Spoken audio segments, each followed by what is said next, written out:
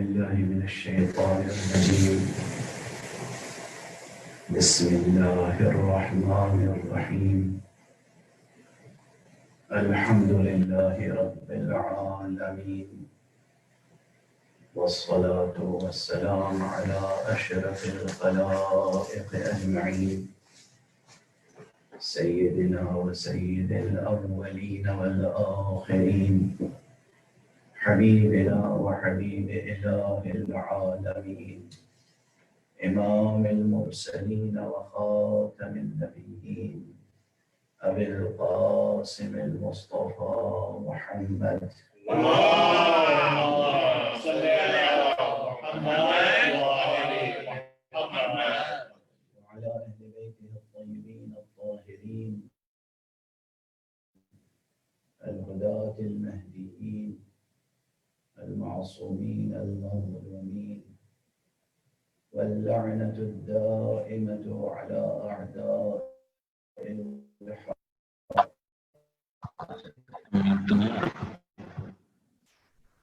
أما بعد، فقد قال الله تعالى عليه ومرقا من خطابه. بسم الله الرحمن الرحيم. يا أيها الذين آمنوا اتقوا الله وقولوا قولا سديدا يصلح لكم أعمالكم ويغفر لكم ذنوبكم، ومن يطع الله ورسوله فقد فاز فوزا عظيما. إنا عرضنا الأمانة على السماوات والأرض والجبال فأبين أن يحملنها وأشفقن منها وحملها الإنسان إنه كان ظلوما جهولا. صدق الله العلي العظيم. اللهم صل على محمد وعلى محمد. نعرہ تکبیر، اللہ اکبر، نعرہ رسالت یا رسول اللہ، نعرہ حیدری یا علی، اور محمد وآل محمد بآواز بلند صلوات. اللهم صل على محمد وعلى محمد. قرآن حکیم کے سورہ مبارکہ احزاب کی یہ دو آیتیں میں نے آپ حضرات کے سامنے تلاوت کرنے کا شرف حاصل کیا. مبارکہ احزاب کے یہ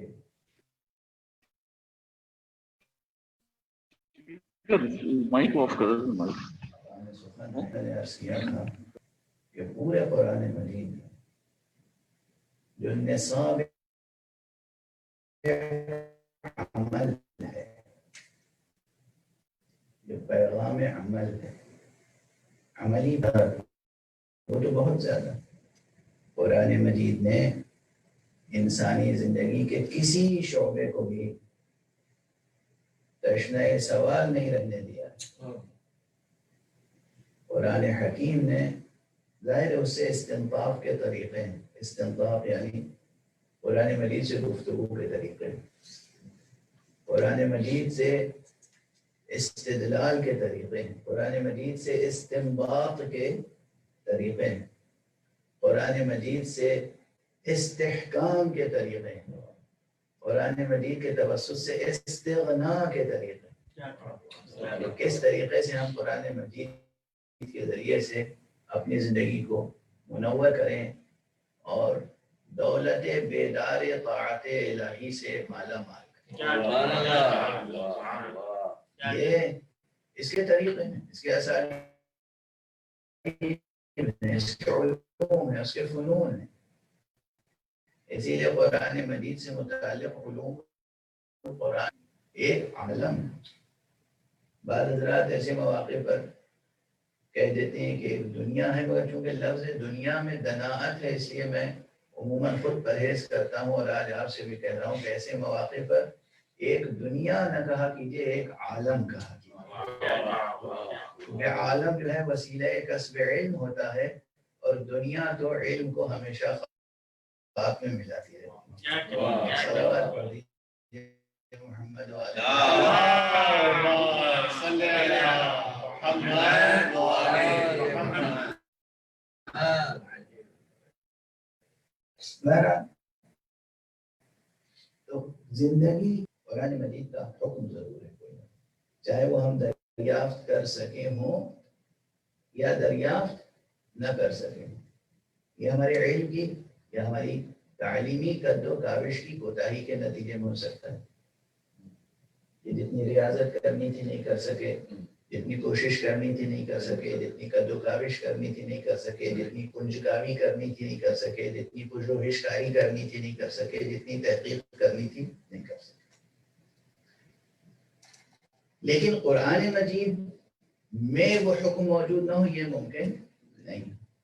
اور صرف ظاہری زندگی کے احکام کی بات نہیں، ظاہر سے لے کر باطن تک ہماری باطنی زندگی سے متعلق بھی احکام قرآن مجید میں، اور ہماری زندگی سے متعلق بھی احکام قرآن مجید میں ہیں. اب اکثر یہ سوال سامنے آتا ہے کہ ظاہری زندگی اور باطنی زندگی کے احکام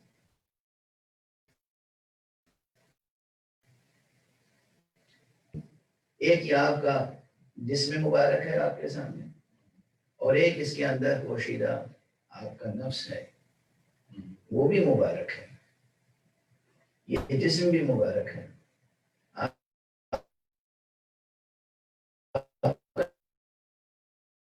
نفس بھی مبارک ہے.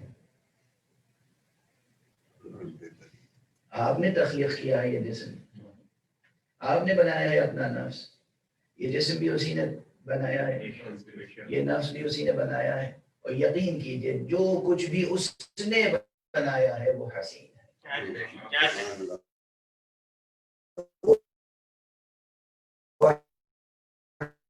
حسین ہے،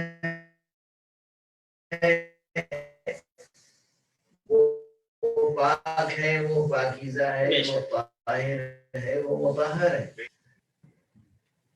اس جسم کی کس طرح حفاظت کرنی ہے، آپ کو کس وقت کس پوزیشن میں رہنا ہے، کھڑا ہونا ہے تو کیا پوزیشن ہوگی، بیٹھنا ہو تو کیا پوزیشن ہونی چاہیے، لیٹنا ہو تو کیا پوزیشن ہونی چاہیے، کسی سے گفتگو کرنی ہو تو کیا پوزیشن ہونی چاہیے، کھانے کے وقت آپ دسترخوان پہ بیٹھے ہوں تو کیا پوزیشن ہونی چاہیے، اور لباس کس طرح کا ہونا چاہیے،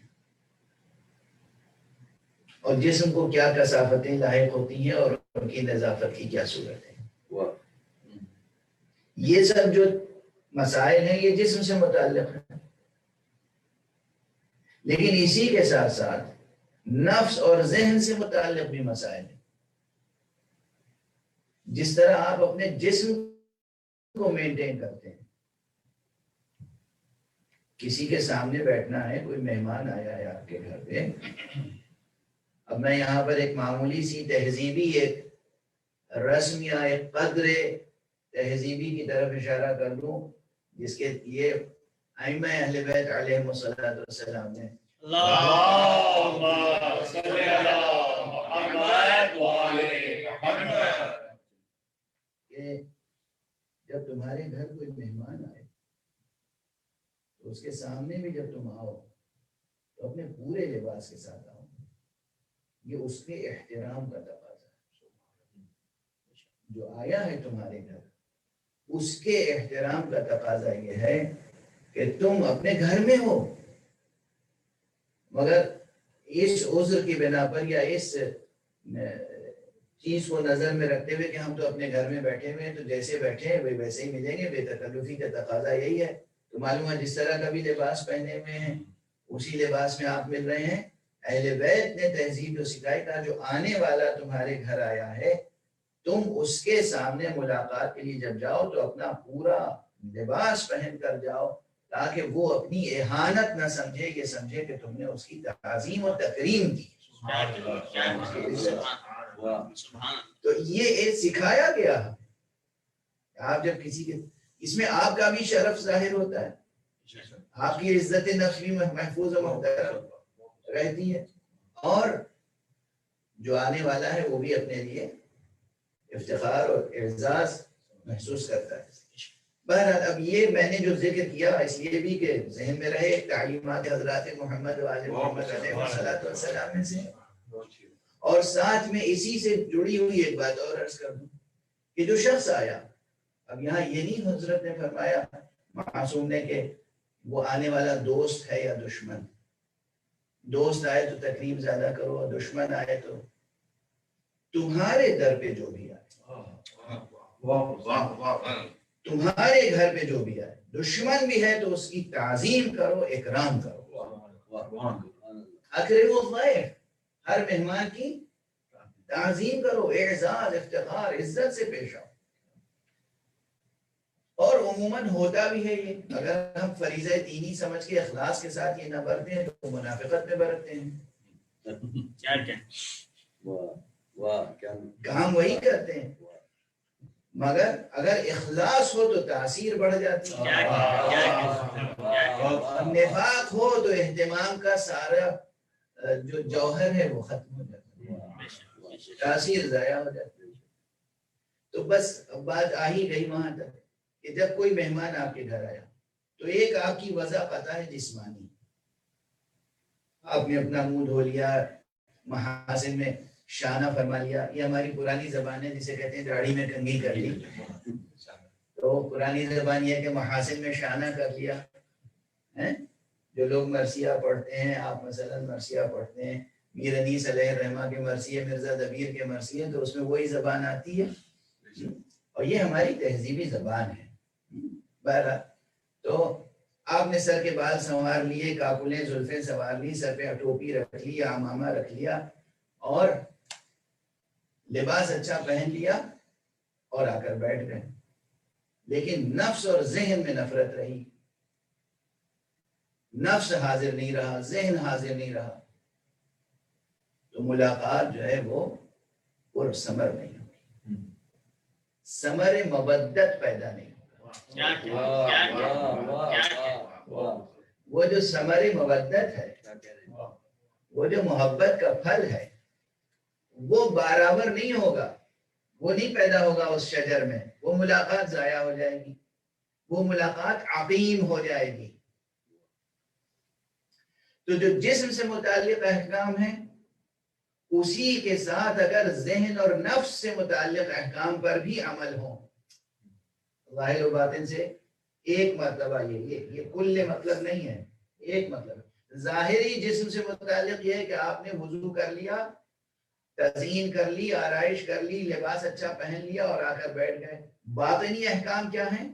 جب کسی سے گفتگو کرو تو اخلاص کے ساتھ، ذہن پاک ہو، جو کلمہ کہو سچ کہو، جو کہو دل میں وہی معنی مراد لے رہے ہو، ذہن صاف ہو، حسن ظن پہ بنیاد رکھو، حسن ظن کے ساتھ ملاقات و گفتگو کرو۔ جب باطن میں بھی آپ حسن ظن رکھیں گے اور ظاہر میں بھی آپ حسن ظاہر رکھیں گے تو پھر وہ شجرہ بارور ہوگا، وہ ملاقات پرثمر ہوگی، وہاں پر مودت اور محبت کا پھل وجود میں آئے گا۔ تو ظاہر و باطن کے یہ احکام ہیں۔ اب یہ ظاہری ملاقات سے لے کر نماز تک آ جائے گی، اللہ سے ملاقات تک، یہ تو ظاہری ملاقات ہے، اللہ سے ملاقات۔ عمامہ پہن لیا، قبا بہت عمدہ ہے، عبا بہت عمدہ ہے، سر سے پیر تک مزین ہے، آ کر محراب عبادت میں کھڑے ہیں، اوقات بھی بہت اچھی ہے، لیکن دل خدا کے حضور میں نہیں ہے، بلکہ فکر یہ ہے کہ میں عوام الناس کی بات نہیں کر رہا ہوں، میں اپنے جیسوں کی بات کر رہا ہوں، اپنی بات کر رہا ہوں، فکر یہ ہے کہ میرے پیچھے کتنے لوگ نماز پڑھ رہے ہیں، ایسی قرت ہونی چاہیے کہ مجھ سے متاثر ہو جائے یہ مجموعہ وغیرہ وغیرہ۔ تو اگر نفس نے ظاہری احکام پہ تو عمل کیا، ظاہری وضو ہے، ظاہری لباس ہے، ظاہری تزئین ہے، آرائش ہے، معلوم ہے قرآن مجید میں بھی آیت موجود ہے کہ ہر نماز کے وقت تم زینت اختیار کرو، خذوا زینتکم عند کل مسجد، ہر نماز کے وقت تم، اس کا ایک مفہوم یہی ہے، اور بھی مفاہیم ہیں لیکن ایک مفہوم یہ ہے، اس میں ایک حکم ظاہری یہ ہے کہ ہر نماز کے وقت تم زیب و زینت کے ساتھ اللہ کے حضور میں پیش ہو۔ تو جب اللہ کے حضور میں زیب و زینت کے ساتھ پیش ہو رہے ہیں تو ساتھ میں یہ بھی ہے کہ آپ کا ذہن، قلب، سر، خفی اخفا جتنے مراتب ذات و مراتب وجود ہیں وہ سب حق سبحانہ و تعالیٰ کے منظر ہیں.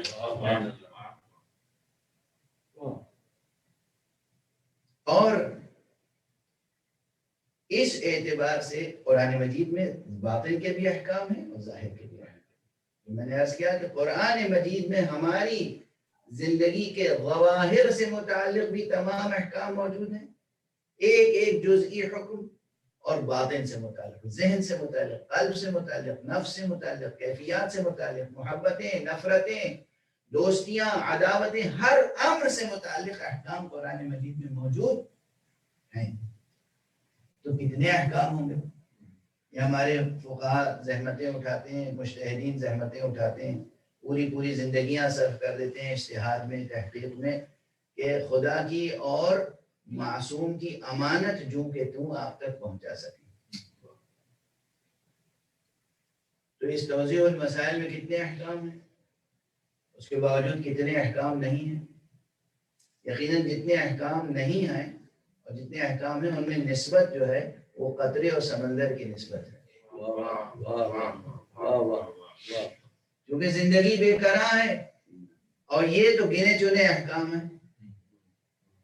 بھائی چند ہزار حکم ہیں اس میں, اور آپ کی پوری زندگی میں کتنی سانسیں آپ لیتے ہیں, اور ہر سانس سے کتنے متعلق احکام ہیں, ہر نفس سے متعلق کتنے احکام ہیں.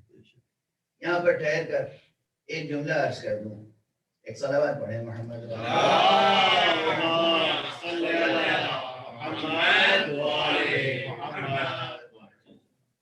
ابھی اس گفتگو سے کم یہ اندازہ ہو رہا ہوگا کہ جسے میں کہہ رہا ہوں پیغام عملی یا نصاب عمل, وہ کتنا وسیع ہے, کتنا تہدار ہے.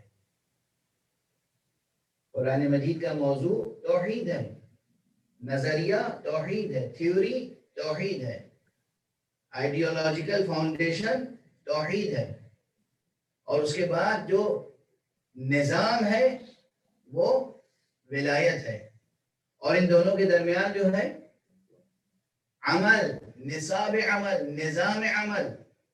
یہ نصاب عمل, نظام عمل جو ہے اس کو ایک لفظ میں بیان کریں تو تقویٰ ہے, لیکن یہ ہے کتنا وسیع, اس کا اندازہ کریں کہ ہماری زندگی کے ظاہر سے متعلق تمام احکام اور باطن سے متعلق تمام احکام. اور یہ اعجاز الہی ہے, یا پھر جس کو اس نے یہ معجزہ دیا ہو, یا پیغمبر صلی اللہ علیہ وآلہ وسلم,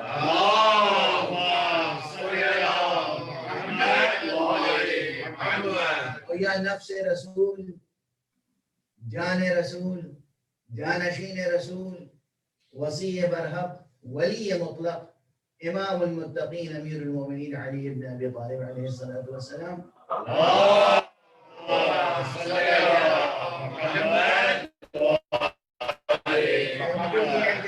ہوا یا ان کی ذریعہ سے ہونے والے معصومین کو, کہ وہ جب کسی نقطے کو پھیلانا چاہیں تو ایک عالم وجود میں آ جائے, اور جب اس کو سمیٹ کر, سمو کر, مختصر اور موجز بنا کے پیش کرنا چاہیں تو ایک نقطے میں سب کچھ سمٹ کر. یہ اعجاز بھی حق سبحانہ و تعالیٰ نے انہیں عطا فرمایا. تو اتنا بڑا نصاب عمل اگر اسے پھیلایا جائے تو کتنے احکام ہیں, طہارت سے لے کر اور حدود و دیات تک.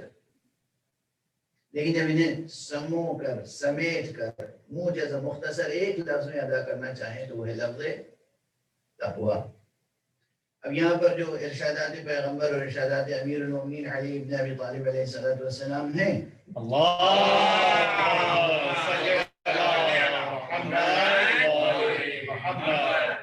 ان کی طرف بھی, ان میں سے چند کا بھی ذکر کرنے سے پہلے ایک اور تمہید ضروری ہے کہ جب کسی وسیع مضمون کو مختصر کر کے بیان کیا جاتا ہے تو پھر ایک سے زیادہ بیانات ممکن ہیں, کیونکہ زاویے مختلف ہوتے ہیں.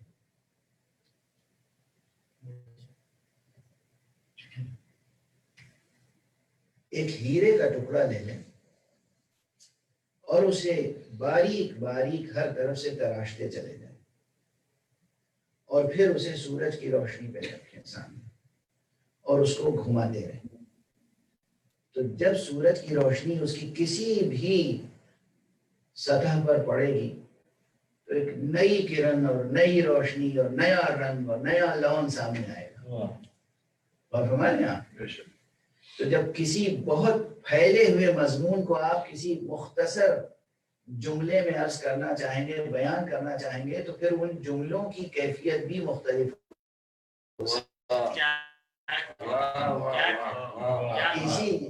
اس لیے وہ جملے جو ہیں وہ ضروری نہیں ہے کہ ایک ہی جملے کے ملتزم ہو جائیں آپ. وہ جملے کبھی کسی رخ سے کسی بات کو پیش کریں گے، کبھی کسی نقطے کو پیش کریں گے، کبھی کسی زاویے کو پیش کریں گے، کبھی کسی امر کو پیش کریں گے، کبھی کسی ظاہر کو پیش کریں گے، کبھی کسی باطن کو پیش کریں گے. چنانچہ پیغمبر اکرم صلی اللہ علیہ وآلہ وسلم اللهم صل على محمد وعلى محمد نے اسلام پیش کیا، قرآن پیش کیا، توحید کے مطالب پیش کیے، سب کچھ پیش کیا. اور اس کے بعد ایک یہ جملہ جو ہے وہ فرمایا کہ اساس الاسلام ہے حبی و حب اہل بیتی. بنیاد اسلام تو بس میری محبت ہے یا میرے اہل بیت کی محبت. اب یہ ایک جملہ ہے حضور کا اور یہ اس پورے مضمون کا ایک خلاصہ ہے. اور یہاں پر یہ یاد رکھیے کہ محبت عمل سے تعلق رکھتی ہے. یہ خیال رہے کہ محبت کوئی نظری چیز نہیں ہے، محبت تھیوری نہیں ہوتی.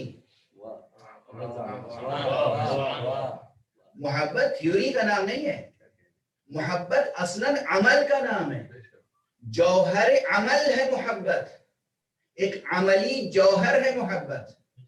اور اس لیے یاد رکھیے کہ تمام نصاب عمل کی بنیاد کا خلاصہ تقوی ہے اور تقوی کی اساس حب ہے. محبت تقوی کی اساس ہے.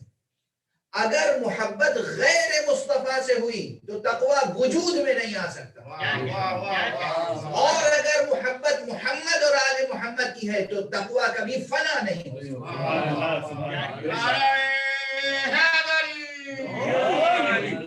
محمد وآل محمد باواز بلند صلوات.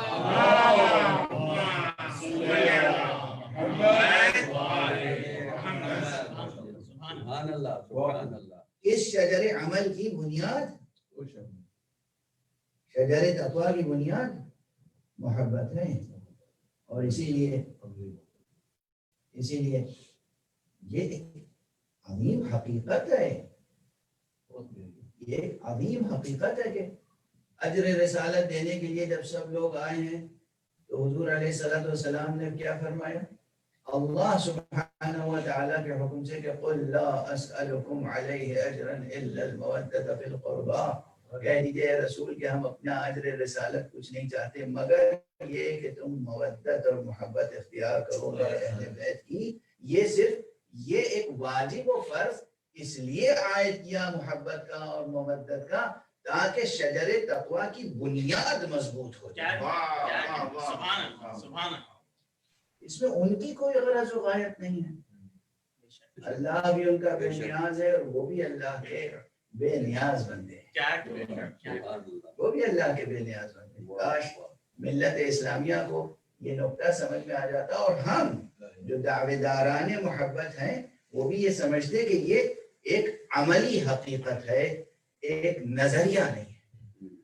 اصل محبت نظریہ نہیں ہوتی، محبت عمل سے حاصل ہوتی. محبت جوہر عملی ہے اور یہ ضرور ہے کہ اس کی جڑیں آسمان دل میں پیوست ہیں. یا یوں کہہ لیجیے کہ زمینیں دل میں پیوست ہیں اور اس کی شاخیں تمام آسمان ہائے اخلاق وجود میں پھیلی ہوئی. اس کی محبت کی جڑیں زمین قلب میں پیوستہ ہوتی ہیں مگر اس کی شاخیں تمام آفاق وجود میں پھیلی ہوئی ہوتی ہیں. چنانچہ اگر انسان محبت کرنے والا انسان ہو، اب یہ میں سماجی حقیقت بالکل سامنے کی ملموس محسوس، آپ روزمرہ کی زندگی میں لوگوں سے ملتے ہیں اور کسی کے بارے میں آپ کا یہ تجزیہ ہوتا ہے کہ بھائی فلاں صاحب بہت محبتی ہیں، اچھے انسان ہیں، محبت کرنے والے انسان ہیں، اور کسی کے بارے میں آپ مایوسی کا اظہار کرتے ہیں کہ بھائی ان سے بوئے محبت نہیں آتی یا خوشبو محبت نہیں آتی اور ان سے کسی خیر کی امید نہیں رکھی جا سکتی. یہ آپ کس بنا پہ فیصلہ کرتے ہیں؟ ایسا تو کوئی تھرمامیٹر قسم کی کوئی آلہ وجود میں آیا نہیں ہے کہ دل میں محبت ہے یا نہیں اس کا اندازہ ہو. دراصل اگر دل میں محبت ہوتی ہے تو یہ آنکھیں جس طرح دیکھتی ہیں ان کا دیکھنے کا انداز بدل جاتا ہے. دل میں محبت ہوتی ہے تو یہ لب ہلتے ہیں اور الفاظ ادا ہوتے ہیں، ان کا انداز مختلف ہوتا ہے. زبان سے جو الفاظ اور جملے ادا ہوتے ہیں ان کی کیفیت مختلف ہوتی ہے. دیکھنے کی، ملنے کی، جلنے کی، چلنے کی، پھرنے کی ہر ادا مختلف ہوتی ہے. یہ کون سا رنگ ہے، روغن ہے، لون ہے، کیا چیز ہے، کیا صبغہ ہے جو انسان کے وجود پر طاری ہو جاتا ہے جبکہ محبت دل میں ہوتی ہے. اس کے معنی ہے کہ محبت وہ تخم ہے، محبت وہ اصل ہے، محبت وہ جڑ ہے کہ جو دل کی زمین میں بوئی جاتی ہے لیکن پورے آفاق وجود پر چھا جاتی ہے. اگر دل میں محبت موجود ہو تو انسان کا ہر عمل بتاتا ہے کہ یہ محبت کرنے والا ہے، اور اگر دل میں محبت موجود نہ ہو تو زبان سے اظہار کرنے اور اعلان کرنے اور نظریہ سازی کرنے سے کچھ حاصل نہیں ہوتا. یہ اعلان کرنے سے حاصل نہیں ہوتا کہ ہمیں بھی محبت ہے، ہمیں بھی محبت ہے، ہمیں بھی محبت ہے. اگر محبت ہوتی ہے تو خوشی میں انسان خوش نظر آتا ہے، غم میں انسان محزون، مغموم، اشک بار نظر آتا ہے. تو بات بہرحال کہاں سے چلی تھی اور کہاں تک پہنچ گئی؟ عرض تو یہ کر رہا تھا کہ یہ قرآن مجید مجموعہ احکام اور ایک نصاب عمل ہے ہمارے سامنے، لیکن یہ نصاب عمل، اس کا عنوان، علمی عنوان اور فقہی عنوان کیا ہے؟ تقویٰ. ایمان، لفظ ایمان میں تینوں عناصر شامل ہیں: اعتقاد، عمل، نظام. توحید اور پورا نظام عمل، نصاب عمل اور نظام ولایت. لیکن جب صرف لفظ تقویٰ کہیں گے تو اس میں عموماً عملی نصاب ہے. قرآن مجید کا یہ وہ مقام ہے، یا میں نے عرض کیا کہ بعض اور آیتیں ہیں جہاں توحید سے متعلق جوامع الکلم پائے جاتے ہیں، ان تمام مطالب سمٹ آئے ہیں. جیسے آیت الکرسی میں نے مثال میں عرض کیا. توحید حق صمدی سے متعلق جتنے مطالب ہوں آپ آیت الکرسی سے استنباط کر سکتے ہیں. بیشتر مطالب، بلکہ کہنا چاہیے تمام تر مطالب توحید سے متعلق، اللہ سبحانہ و تعالیٰ کی توحید سے متعلق جتنے بھی مسائل متصور ہیں آپ کے نزدیک، تھیولوجی میں جتنے بھی ڈسکشنز ہیں اور جتنے بھی کویسچنز ہیں اللہ کی ذات اور صفات کے بارے میں، وہ سب کے سب جو علم کلام میں ہیں، علم عرفان میں ہیں، مختلف علوم میں بکھرے میں، وہ سب کے سب ایک اس آیت میں سمٹے ہوئے، جس کا نام ہے آیت الکرسی. تو اگر توحید کا سبق قرآن سے پڑھنا ہے آیت الکرسی پر غور کیجیے.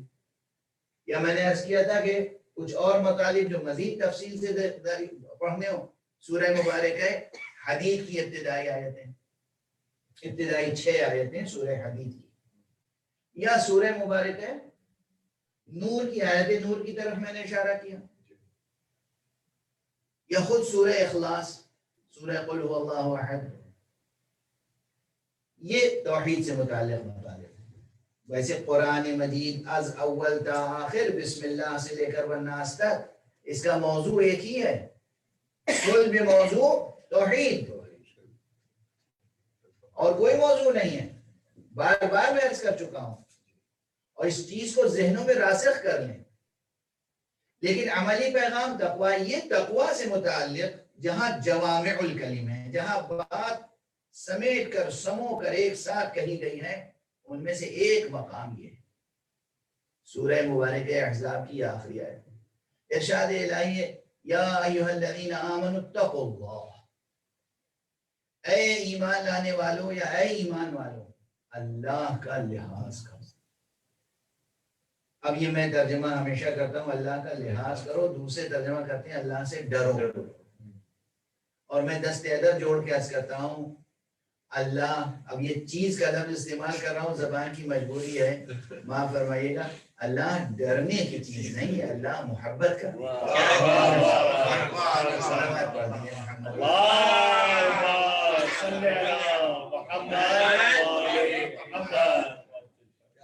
اگرچہ ذوق پہ دھرا گزر رہا ہے لفظ چیز، لیکن چیز کو عربی میں شے کہتے ہیں، اور لفظ شے سے متعلق پوچھنے والوں نے معصوم سے پوچھا ہے، امام جعفر صادق علیہ السلام سے پوچھنے والوں نے پوچھا،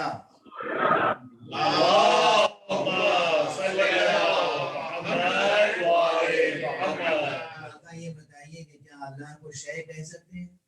آپ نے فرمایا ہاں کہہ سکتے ہیں، انہو شیء، لیکن ایک شرط کے ساتھ لیس کمثلہ شیء، وہ شے ہے مگر اس جیسی کوئی شے نہیں۔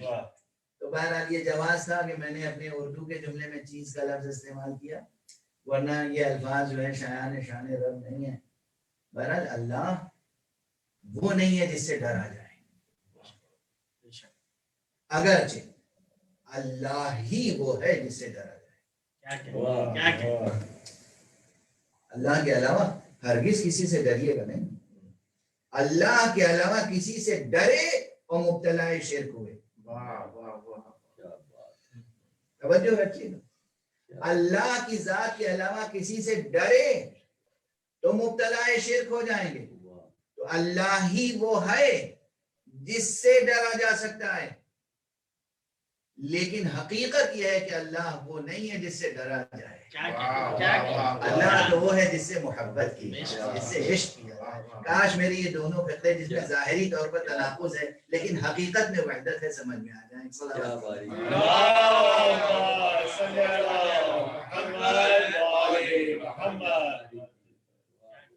آپ حضرات کی ذہانتوں میں پروردگار اور فراستوں میں اور اضافہ فرمائے۔ آپ بجائے اس کے کہ معترضانہ انداز سے مجھے دیکھتے ہیں، آپ واہ واہ سبحان اللہ کر رہے ہیں۔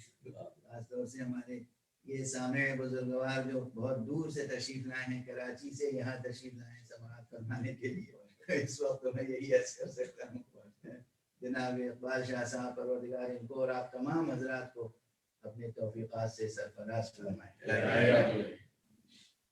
اللہ سبحانہ و تعالیٰ سے متعلق یاد رکھیے، یہ زندگی میں اور بچوں کو شروع سے یہ چیز ان کی تربیت کا حصہ بن جائے کہ اللہ سے محبت کی جاتی ہے۔ اصلا وہ رشتہ جو اللہ نے آپ سے قائم کیا ہے وہ محبت کا رشتہ ہے۔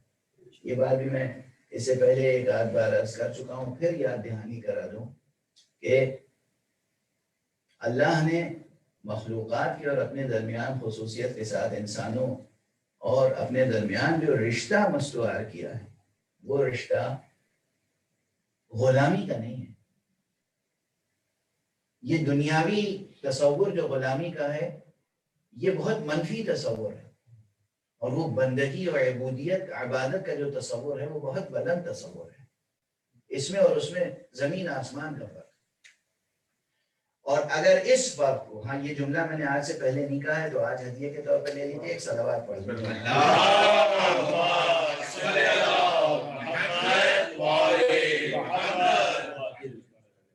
دنیا میں جو سلیوری یا غلامی یا عبودیت یا عبدیت کا تصور ہے وہ جبر کے نتیجے میں ہے، وہ نظام جبر سے جڑا ہوا ہے، وہ نظام جبر سے جڑا ہوا ہے، اقتصادی اور سماجی جبر، اس کے نتیجے میں غلامی وجود میں آئی، سماجی سیاسی اقتصادی جبر، اس کے نتیجے میں غلامی وجود میں آئی۔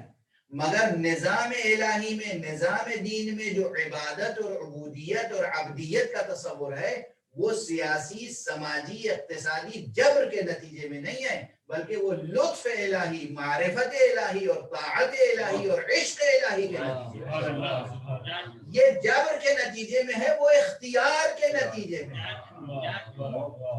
زمین کا آسمان فرق ہے، بلکہ اس سے بھی زیادہ، زمین کا آسمان فرق ہے اور اس سے بھی زیادہ۔ یہ غلامی کا تصور، یہ جبر کی دین ہے، یہ بندگی کا تصور، یہ عشق اور اختیار عشق کی دین ہے۔ اسی لیے پروردگار عالم نے سجدہ جبرن نہیں کرایا ہے، پہلے اختیار دیا، اس کے بعد کہا کہ دل چاہے تو سجدہ کر۔ ایک صلوات پڑھ دیجئے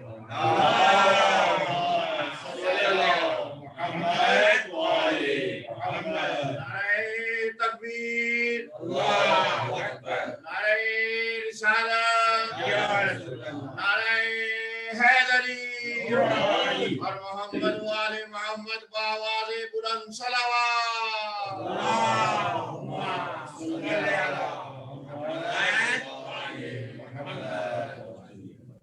دل چاہے تو سجدہ کر لینا، یہ ہے نظام بندگی۔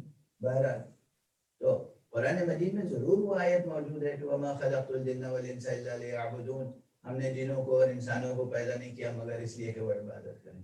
لیکن اسی قرآن مجید میں یہ بھی ہے کہ قُلْ إِن كُنتُمْ تُحِبُّونَ اللَّهَ فَاتَّبِعُونِي، کہہ دیجئے کہ اگر تم اللہ سے محبت کرتے ہو تب میری پیروی کرو، یعنی رسول اللہ صلی اللہ علیہ وآلہ وسلم کی اطاعت، آپ کی پیروی، آپ کی غلامی، آپ کی بندگی بحکم خدا اگر کرنا ہے تو بر بنائے بر بنائے محبت۔ اسی لیے میں عرض کرتا رہا ہوں اور پھر عرض کر رہا ہوں کہ اللہ نے آپ سے اپنا رشتہ محبت کی بنیاد پہ رکھا ہے، تو وہ ہے جس سے محبت کی جا سکتی ہے۔ اور جیسے ابھی میں نے کہا تھا کہ وہی وہ ہے جس سے ڈرا بھی جا سکتا ہے، اس کے علاوہ کسی سے ڈرے تو شرک۔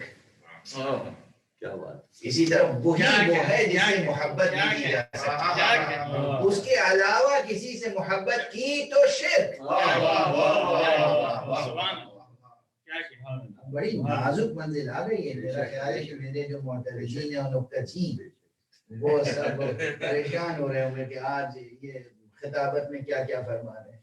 میں دست ادب جوڑ کے عرض کروں کہ اصلاً آپ حضرات مجھے خطیب سمجھتے ہیں اور میں سمجھتا ہوں کہ میں کہیں سے بھی خطیب نہیں ہوں۔ میں خطابت، جوش خطابت اور زور خطابت دکھانے کے لیے آپ کے سامنے نہیں آتا ہوں، میں تو وہ نکات اور وہ مطالب پیش کرنے کے لیے آتا ہوں جو نکات اور جو مطالب محشر میں بھی پیش کر سکوں حق کے سامنے۔ نور محمد وآل محمد صلوات۔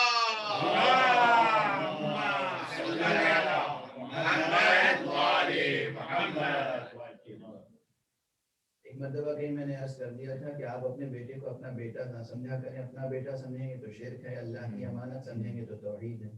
اس پر نہ جانے بعض حضرات نے ایسی ایسی تنقیدیں کی، نہ پوچھیے۔ اگر اتنی سادہ سی بات بھی سمجھی نہ جا سکے، پہلے تو آپ اپنے جسم سے شروع کیجئے۔ یہ جو جسم ہے آپ کا ہے، اور آپ کو مکمل اختیار ہے اس جسم پر، آپ کو مکمل اختیار ہے اس جسم پر۔ اللہ سبحانہ و تعالیٰ کے احکام کے پابند ہیں یا نہیں؟ اللہ کے احکام کے کیوں پابند ہیں؟ اس لیے کہ اصلاً اس جسم کا مالک حقیقی تو وہی ہے، اس کائنات کے ذرے ذرے کا خالق بھی وہی ہے، مالک بھی وہی ہے، ہمارے جسم کا بھی خالق بھی وہی ہے، مالک بھی وہی ہے، نفس کا خالق بھی وہی ہے، مالک بھی وہی ہے، ہمیں جو اولاد دی اس کا خالق بھی وہی ہے، مالک بھی وہی ہے، ہمیں جو مال و دولت ملی اس کا خالق بھی وہی ہے، مالک بھی وہی ہے، تو وہ اگر ہمیں حکم دے رہا ہے کہ اپنی مال و دولت اپنی اولاد کی تربیت میں صرف کرو اور ہم حکم رب سمجھ کر اپنا مال اپنی اولاد پر خرچ کریں تو ہمارا یہ خرچ کرنا بھی عبادت ہے. اور پھر یہ خرچ کرنے کے ساتھ اور بچوں کی تربیت کے ساتھ بچوں سے امید نہ لگاؤ، امید اللہ سے لگاؤ، امید حق سبحانہ و تعالی سے لگاؤ. درس عمل یہ تھا جو قرآن مجید کی صریح آیت ہے. اب اسے میں نے اپنے انداز میں کہا تھا کہ آپ اپنے بچوں کو بھی اپنی اولاد نہ سمجھیں. اور اس پر بعض حضرات نے تلخ کامی سے کام لیا. میں تو دعا کرتا ہوں کہ پروردگار انہیں کامگار فرمائے. ایک صلوات پڑھ لیجیے محمد. اللہم صلی علی محمد وعلی محمد. بہرحال یہ یاد رکھیے کہ اللہ سبحانہ و تعالیٰ نے اپنا اور آپ کا رشتہ محبت پر استوار کیا. محبت محبت محبت عشق محبت. اور لفظ تقوی میں جو خوف کا عنصر ہے وہ ذات حق سے نہیں ہے، وہ تو خود آپ کی اور ہمارے اعمال سے ہے. کس چیز سے ڈرنا ہے؟ اگر ہم عصیان میں مبتلا ہوں گے تب ڈر کا مرحلہ ہے نا. اللہ سے محبت رکھتے ہوئے اللہ کی اطاعت کرتے رہیں تو کاہے کا خوف؟ ہاں اللہ سے محبت نہ کر سکیں نہ کریں، محبت میں کوتاہی ہو، عمل میں کوتاہی ہو، عصیان ہو، سرکشی ہو، نعوذ باللہ. ایک صلوات پڑھ دیجیے محمد. اللہم صلی علی محمد وعلی محمد. تو واقعاً آپ حضرات کا حسن ظن اور آپ حضرات کا کی دعائیں ہیں اور اس کی کرامتیں ہیں جو میں آپ کے سامنے تقریر کر رہا ہوں. ورنہ میرے بچے گواہ ہیں کہ میں ممبر پر آنے سے کچھ دیر پہلے تک بھی اس کیفیت میں بستر پر پڑا ہوا تھا کہ یہ کہہ رہے تھے کہ کیا ہم آپ کے لیے ایمبولینس منگا دیں اور آپ ہاسپٹل چلے جائیں.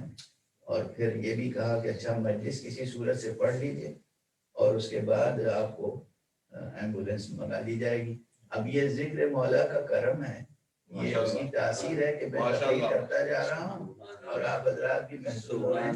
تو صلوات سے اور سہارا دیں. اللہم صلی علی محمد وعلی محمد. اللہ کی صحت اور تندرستی کے لیے بآواز بلند صلوات. اللہم صلی علی محمد وعلی محمد.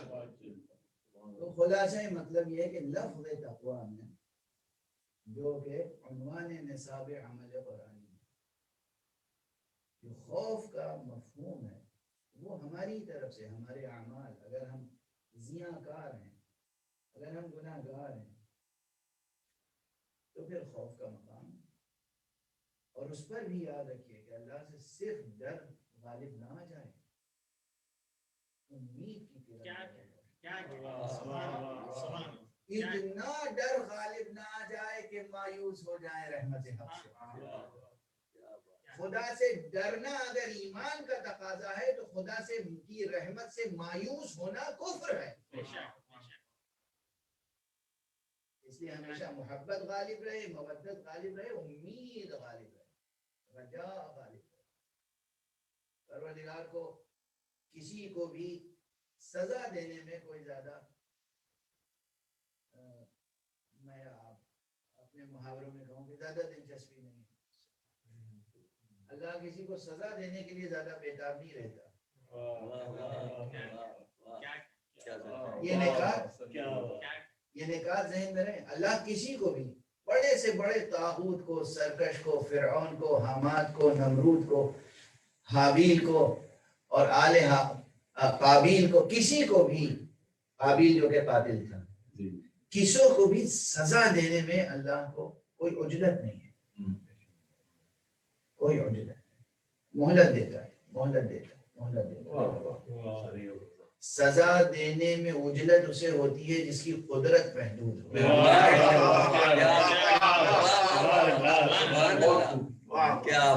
جس کا اختیار محدود ہو، جس کی طاقت محدود ہو، جس کی قدرت محدود ہو، جسے خوف ہو کہ کہیں یہ سرکش ہماری قبضے سے نکل نہ جائے. وہ پروردگار جس کی حکومت نامتناہی ہے، جس کی قدرت نامتناہی ہے، جس کا اختیار نامتناہی ہے، وہ سرکشوں اور ضیاءکاروں اور معصیت کاروں کے سزا دینے کے لیے فوراً عجلت اختیار نہیں کرتا. تو جو واقعاً کفار ہیں، مشرکین ہیں، ان کی بات تو الگ ہے، لیکن جو مومن ہیں، مسلم ہیں، کلمہ گو ہیں، ان کے اوپر خوف بھی ہونا چاہیے عذاب الہی کا، لیکن مغفرت اور شفاعت کی امیدیں بھی ہونی چاہیے. شفاعت محمد و آل محمد اور حق سبحانہ و تعالیٰ کی طرف سے مغفرت. ایک صلوات پڑھ لیجیے.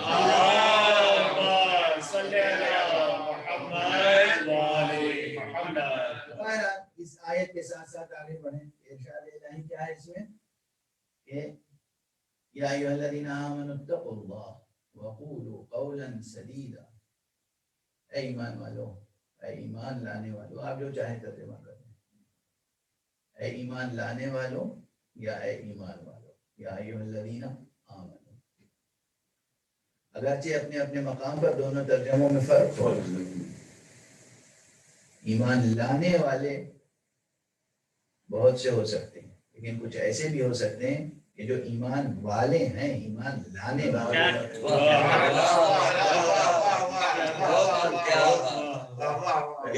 بھائی یہ نقطہ جو ہے، یہ نقطہ بہت اہم ہے، اسے ذہن میں رکھیے گا. تاریخ کی بہت عظیم شخصیتیں بعض ایسی ہیں جن کے بارے میں ہمارے بیچارے مسلمان جو کم سواد ہیں یا بے سواد ہیں، ان کی سمجھ میں نہیں آتا. وہ کہتے ہیں وہ ایمان نہیں لائے، وہ ایمان نہیں لائے، وہ ایمان نہیں لائے. ایمان لاتا وہ ہے جس کے پاس نہ ہو. جس کے پاس پہلے سے ایمان نہ ہو وہ ایمان لاتا. جو ایمان والا ہو وہ مزید کیا ایمان لاتا.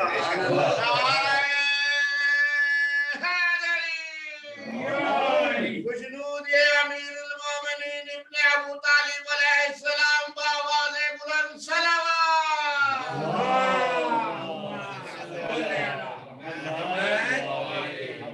یہ قرآنی حقیقت ہے اور تاریخی حقیقت بھی. کل یا پرسوں کی کسی تقریر میں عرض کر رہا تھا کہ لوگوں نے تاریخیں مسخ کر ڈالی، مسخ کر دی تاریخیں، بدل دی تاریخ، بدل دی تاریخ. ورنہ تاریخ گواہ ہے کہ یہ صاحب ایمان تھے. رسول اکرم صلی اللہ علیہ وآلہ وسلم سے متعلق قرآن مجید کی ایک آیت ہے کہ وَتَقَلُّبَكَ فِي السَّاجِدِينَ. آدم سے لے کر اور آپ تک، آپ پشت پر در پشت، نسل بعد نسل، صلب در صلب، آپ کا نور منتقل ہوتا رہا ساجدین میں. سبحان اللہ، سبحان اللہ. یعنی یہ سب کے ساجدین اس لیے کہا کہ صرف تھیوریٹیکلی مومن نہیں تھے، عملاً مومن تھے. یہ نہیں کہ صاحبان ایمان تھے صرف نظریاتی اعتبار سے، ان کا پورا عمل، زندگی پوری ایک با ایمان کی زندگی تھی، ایک اہل اللہ کی زندگی تھی. چاہے وہ جناب عبداللہ ہوں، چاہے وہ جناب عبد المطلب ہوں، چاہے وہ جناب ہاشم ہوں، اور چاہے وہ جناب ابو طالب ہوں، عمران عرب، اور چاہے وہ جناب عبداللہ ہوں. اب یہ تاریخ لکھی کس نے ہے؟ کیوں تاریخ میں یہ سب ہوا؟ آپ اندازہ کریں. میں چاہتا نہیں ہوں کہ رخ بدل جائے، اس لیے سمیٹتا ہوں. صحت بھی ساتھ نہیں دے رہی ہے، طبیعت بھی ساتھ نہیں دے رہی ہے، ورنہ اگر وقت میں گنجائش ہوتی تو اس وقت تو ذہن میں بہت سے مطالب آ رہے تھے گزارش کرنے سے متعلق، جس میں یقیناً کچھ آپ کے سامنے پیش ہوتے رہتے ہیں، لیکن کچھ ایسے مطالب ہیں جو ابھی تک نہیں پیش ہوئے. یہ میں عرض کرنا چاہتا ہوں، کچھ ایسے مطالب ہیں جو ابھی تک آپ کے سامنے نہیں آئے. لیکن بہرحال پھر انشاءاللہ کسی وقت اور کسی روز اگر طاقت رہی تو عرض کروں گا کہ حضور علیہ الصلوۃ والسلام کہ جتنے بھی آبا و اجداد دونوں طرف سے یہ نور نہ کسی مشرک اور کافر اور غیر مومن صلب میں رہ سکتا ہے، اور نہ کسی مشرکہ اور کافرہ اور غیر مومنہ کے رحم میں رہ سکتا ہے. یہ ایک الگ بحث ہے اور اس میں کسی شک اور شبہے کی گنجائش نہیں. بہرحال درمیان میں یہ بات آ گئی تو عرض کر دی میں نے. تو حضور علیہ الصلوۃ والسلام یا ائمہ اطہار علیہ الصلوۃ والسلام ان کا مرتبہ ہی الگ ہے، ان کا سلسلہ نسب الگ ہے. بے شک بے شک بے شک. وہ نسب نامہ نور ہے، بے شک سبحان اللہ. وہ شجرہ نور ہے، بے شک. وہ شجرہ طہارت ہے، وہ شجرہ تقوی ہے، بے شک. وہ شجرہ مبارکہ ہے کہ جس کی قرآن مجید میں نہایت تعظیم کے ساتھ تعریف و توصیف کی. کیا لیکن عام حضرات کے لیے بہرحال یہ تعبیریں ہیں کہ کسی کو آپ کہتے ہیں ایمان والا یا ایمان لانے والا، جو بھی آپ چاہیں ترجمہ کر لیں. بات ذرا اسی طرح سے اس آیت میں شروع ہوئی ہے کہ یا ایھا الذین آمنوا، اے ایمان لانے والوں، اتقوا اللہ، اللہ کا لحاظ کرو، وقولوا قولا سدیدا، جو بات کرو وہ سیدھی سچی بات کرو. کیا بہت سلیس ترجمہ کر رہا ہوں. تو اس کا انجام کیا ہوگا؟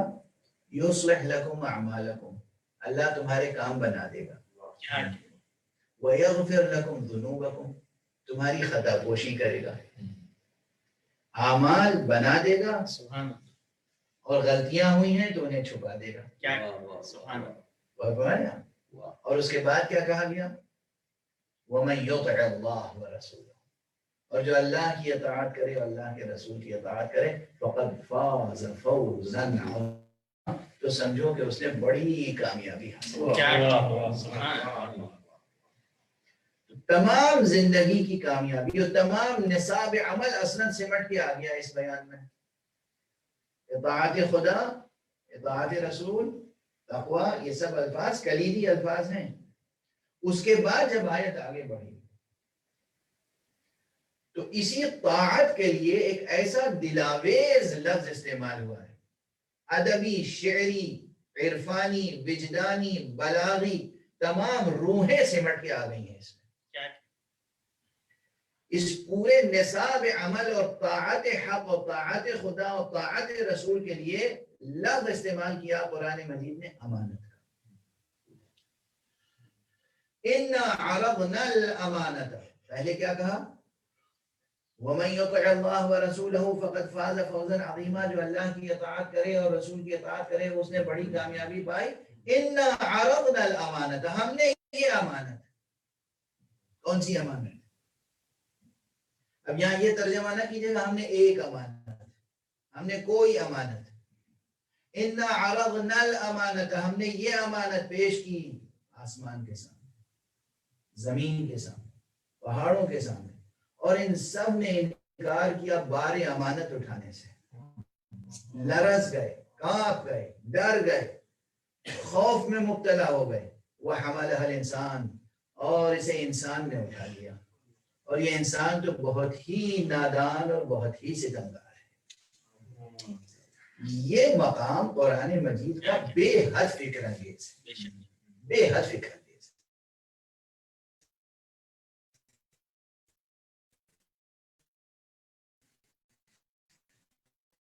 اب عرض کر دوں، وقت ختم ہو چکا، کہ یہ لفظ امانت جیسے تقوی، اسی طرح یہ لفظ امانت بھی پورے نصاب عمل کا جامع ہے، یعنی پورے نصاب تقوی کا، اور اس کے علاوہ بھی کچھ اس میں شامل ہے.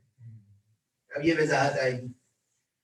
اور ساتھ میں مفسرین نے بجا طور پر کئی اقوال لکھے ہیں کہ امانت سے مراد یہ بھی ہو سکتا ہے، یہ بھی ہو سکتا ہے، یہ بھی ہو سکتا ہے، یہ بھی.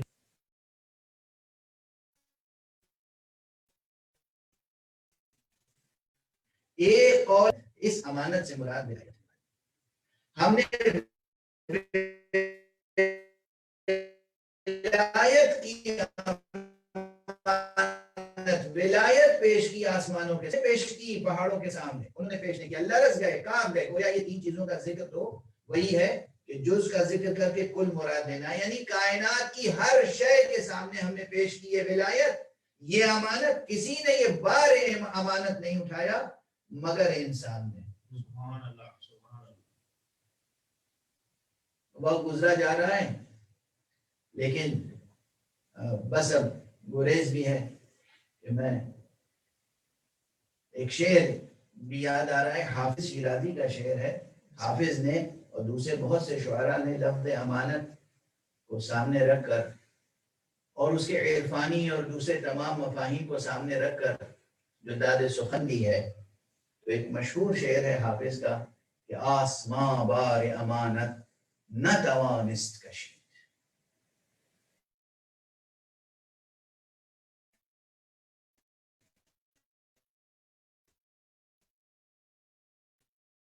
اور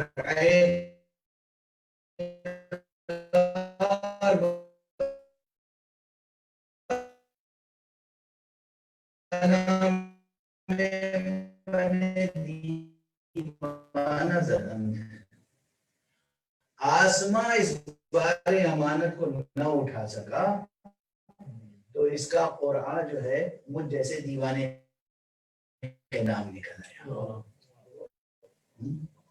یہ انسان سے مراد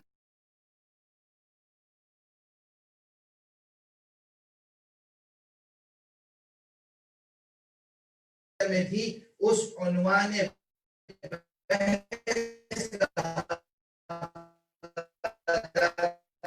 کرنے کے لیے کہ ہمارا سفر ولایت قدیر سے ولایت فقیر تک ہے. اگر ہمیں اپنے عمل کو درست کرنا ہے تو ہمیں اپنے اعتقاد کو درست رکھنا اور ولایت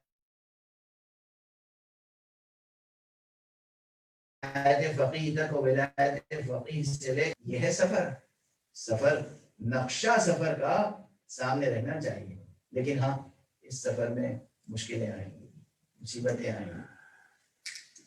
کل میں نے عرض کیا تھا کہ یہ امانت ہم تک آسانی سے نہیں پہنچی، اور وہی کل کا تسلسل آگے بڑھاتے ہوئے آج عرض کروں.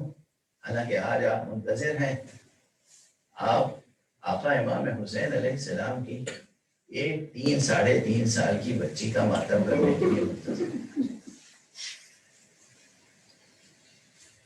امام کی یہ بچی کتنی مظلوم تھی، کتنی ستم رسیدہ تھی. لیکن اس بچی کی فراست، اگر صرف اس بچی سے متعلق امور کو ذکر کرتا چلوں تو 1 ساعت کم سے کم اور چاہیے. کب کس موقع پر اس بچی کی کیا فراست سامنے آئی.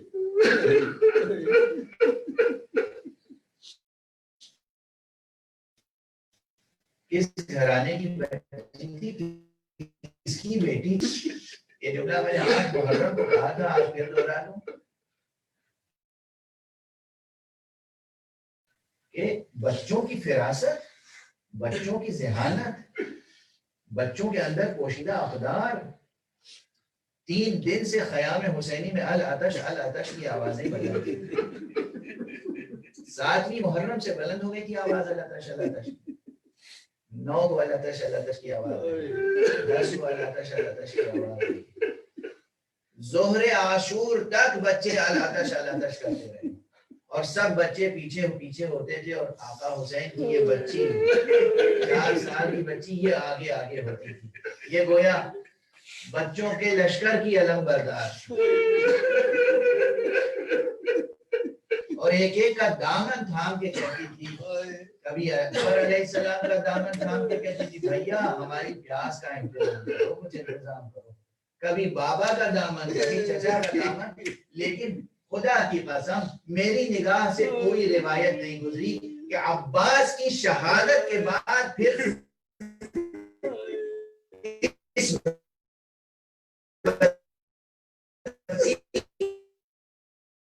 زبان پر پیاس کا نام پیاس. کیا شعور تھا بچی کا، کیا شعور تھا بچی کا. اور یہی نہیں،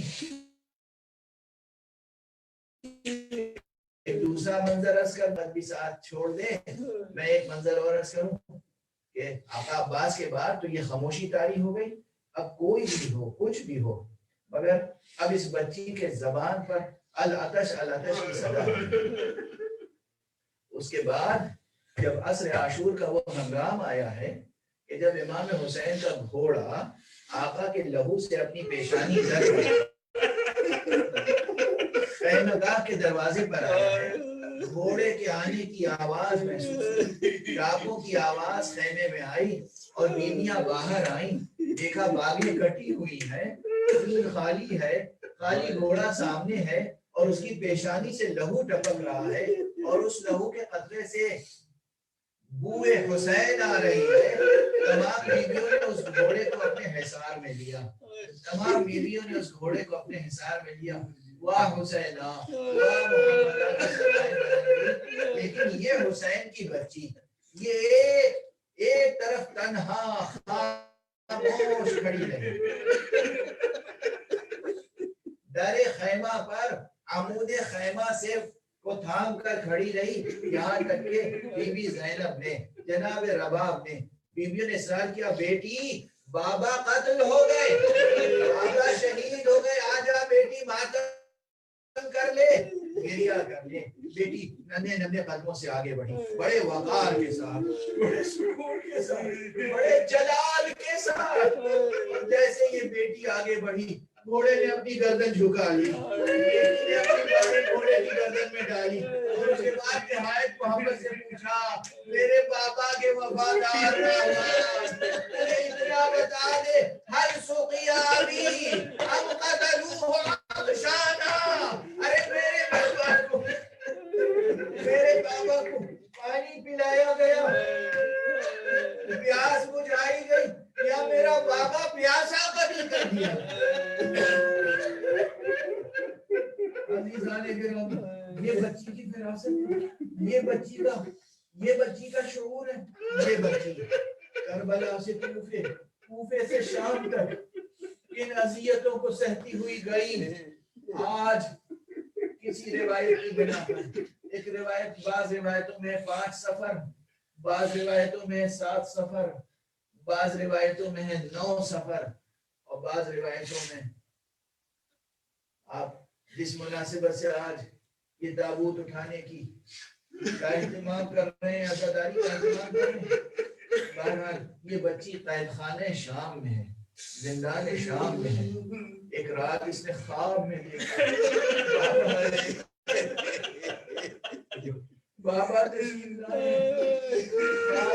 بابا سے مناجات شروع کی، گریہ شروع کیا، آنکھیں کھل گئیں، بی بی جناب زینب کی بھی آنکھیں کھل گئیں، جناب امام سجاد کی بھی آنکھیں کھل گئیں، قریب آئے، بیٹی کو سینے سے لگایا، بہن کو سینے سے لگایا، اور بچی رو رہی ہے۔ یہ صدائے گریہ شقی کے کانوں تک پہنچی، اور شقی کو جب معلوم ہوا کہ باپ کو یاد کر کے بچی رو رہی ہے، تو ایک اشت میں روپوش سے ڈھانپ کر سر مبارک اس طرح بھیجا کہ جیسے کہیں کھانے کے لیے غذا بھوکے بچے، پیاسے بچے، رات میں سب بیدار ہو گئے تھے، زندان کا در کھلا، تشت اندر آیا، اور بچوں نے دیکھا، معلوم ہو رہا تھا جیسے غذا آئی ہے، جیسے خان آیا ہے، لیکن جب روپوش کو ہٹایا ہے تو معلوم ہوا بابا کا سر ہے، بابا سید شہداء کا سر ہے۔ بچی نے رخسار پدر پہ رخسار رکھ کر گریہ کرنا شروع کیا، بے پناہ گریہ کیا، مناجات کی، اس کے بعد اس سر کو اٹھایا، اپنے سینے سے لگایا، جو بچی نے سر مبارک میں سر رکھا وہ خاموش ہو گئی۔ جناب سجاد نے آگے بڑھ کے بہن کے ہاتھ کو تھاما تو یہ بچی اس دنیا سے رخصت ہو گئی۔ آج بھی اس بچی کا مزار، اس کی زری شام میں موجود ہے۔ پروردگار آپ تمام حضرات کو توفیق عطا فرمائیں کہ آقا حسین کی اس بچی کی زیارت فرمائیں۔